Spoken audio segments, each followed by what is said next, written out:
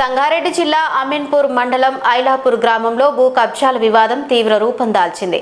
High court స్పష్టమైన ఆదేశాలు ఉన్నప్పటికీ జిల్లా యంత్రాంగం మరియు హైడ్రా అధికారుల నిర్లక్ష్యంపై బాధితులు ఆగ్రహం వ్యక్తం చేస్తున్నారు. విద్యుత్ ఎంప్లాయీస్ కోఆపరేటివ్ హౌసింగ్ సొసైటీ సభ్యులు తమ జీవితకాల పొదుపుతో కొనుగోలు చేసిన భూమిని కబ్జాదారులు ఆక్రమిస్తున్నారని ఆరోపిస్తున్నారు. కోర్టు ధిక్కరణ కేసులు నమోదైనప్పటికీ అధికారులు చర్యలు తీసుకోకపోవడంతో భూమాఫియా శాశ్వత నిర్మాణాలకు దిగుతూ ఫైట్ అకాంప్లీ వ్యూహాన్ని అమలు చేస్తున్నారని బాధితులు చెబుతున్నారు. హైడ్రా వద్ద ఫిర్యాదులు చేసిన స్పందన లేకపోవడంతో మళ్లీ హైకోర్టును ఆశ్రయించాల్సిన పరిస్థితి ఏర్పడిందని తెలిపారు. ఇప్పటికైనా ప్రభుత్వం వెంటనే స్పందించి భూమిని రక్షించాలని, అక్రమ నిర్మాణాలను తొలగించి బాధితులకు న్యాయం చేయాలని సొసైటీ సభ్యులు డిమాండ్ చేస్తున్నారు. విద్యుత్ employees cooperative housing society Ailapur గ్రామం అమీన్పూర్ మండలం సంగారెడ్డి జిల్లా తెలంగాణ రాష్ట్రం. మొత్తం 1240 ఏళ్లుగా కోర్టుల్లో న్యాయ పోరాటం జరుగుతుంది. 3 సార్లు జడ్జిమెంట్లు మా ఫేవర్లో వచ్చి ఉన్నాయి. వాటి తరువాత భూ ఆక్రమణదారులు వచ్చి మా భూమిని ఆక్యుపై చేస్తూ ఉంటే ఇంకొక 3 ప్రొటెక్షన్ ఆర్డర్స్ వచ్చి ఉన్నాయి. స్పెసిఫిక్గా కలెక్టర్ గారి పేరు మీద, హైడ్రా కమిషనర్ గారు, ప్రిన్సిపల్ సెక్రటరీ జయేష్ రంజన్ గారి పేర్ల మీద ప్రొటెక్షన్ ఆర్డర్స్ వచ్చాయి ల్యాండ్ని ప్రొటెక్ట్ చేయమని. ప్రభుత్వం యాక్ట్ చేయలేకపోతుందా చేయట్లేదా తెలియదు, కానీ లోకల్ ల్యాండ్ మాఫియా అడ్డం దిడ్డం ఆక్రమణలకు పాల్పడుతోంది. నోటరీలతోటి మా భూమిని ప్లాట్లు చేసి 600 కోట్ల పైన ఇప్పటికే వాళ్ళు సంపాదించి అమ్మేసుకోవటం జరిగింది మా భూముల్ని. కోర్టు ఆర్డర్లను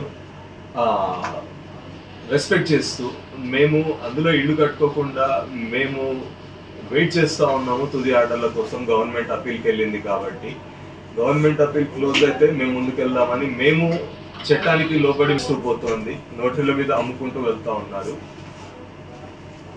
150 మంది సభ్యులు, మా సొసైటీ సభ్యులు ఆల్రెడీ చనిపోయారు. 60 ఏళ్ల వయసులోకి వచ్చింది. మా జనరేషన్ మూడో జనరేషన్ ఇంకోటి ఆల్రెడీ మొదలైపోయింది. 40 ఏళ్ళు దాటింది. ఇంకెన్నేళ్ళు సిస్టమ్ని నమ్మి పోరాడాలో అర్థం కావట్లేదు. చాలా మంది ఆశలు వదిలేసుకుంటున్నాం కూడా. మా చివరి ఆశ శ్రీ రంగనాథ్ గారి మీద, ముఖ్యమంత్రి శ్రీ రేవంత్ రెడ్డి గారి మీద. రంగనాథ్ గారు, request you to act swiftly and Revanth Reddy గారు చేతులెత్తి ప్రార్థిస్తున్నాం సార్, ప్రభుత్వం తరఫున ఈ కేసులో ఏం చేయాలో చేయమని ఆదేశాలు ఇవ్వండి సార్. ఎందుకంటే ఏజీ గారు 13 ఏళ్లుగా ఈ కేసులో అసలు రాను కూడా రావట్లేదు కోర్టుకి.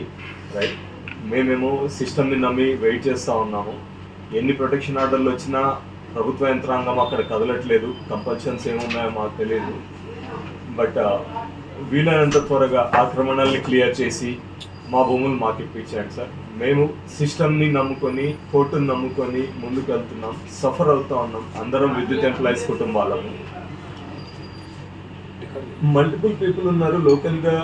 ముఖీం అనే వ్యక్తి, ఓకే, ఇంకా ప్రదీప్ యాదవ్, అభిషేక్ యాదవ్ అనే వ్యక్తులు అక్కడ బయటికి కనిపిస్తూ ఉన్నారు. ముఖీం అనే వ్యక్తి నిన్నటికి నిన్న కూడా మందకృష్ణ మాదిగ గారిని తీసుకొచ్చి ఈ వ్యవహారాన్ని కులాల మధ్యలో చిచ్చుగా మార్చడానికి ప్రయత్నం చేస్తూ ఉన్నాడు. ఇంతకుముందు మతం కార్డు ప్లే చేసేవాడు, ఇప్పుడు కులాలు చిచ్చుగా మార్చడానికి ప్రయత్నం చేస్తూ ఉన్నాడు. ప్రభుత్వం ఎందుకు ఆపరేట్ చేయట్లేదు అనేది తెలియట్లేదు క్లియర్గా.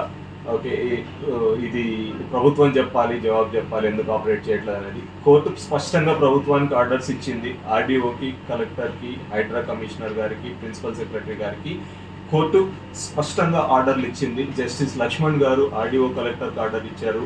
జస్టిస్ హైకోర్టు ఆదేశాలను మీరు ఎగ్జిక్యూట్ చేయండి, మాకు ఏమీ పర్సనల్ ఫేవర్స్ ఏమీ చేయక్కర్లేదు. రైట్, కోర్టు ఆదేశాలని ఎగ్జిక్యూట్ చేయండి చాలు. మేము సిస్టమ్ పట్ల విధేయంగా ఉండే విద్యుత్ ఎంప్లాయీస్ కుటుంబాలు, మేమేమి ల్యాండ్ గ్రాబర్సో ఇంకొకళ్ళమో కాదు. ప్రతి ఒక్కరి ప్లాటు రిజిస్టర్డ్ పట్టా ప్లాటు.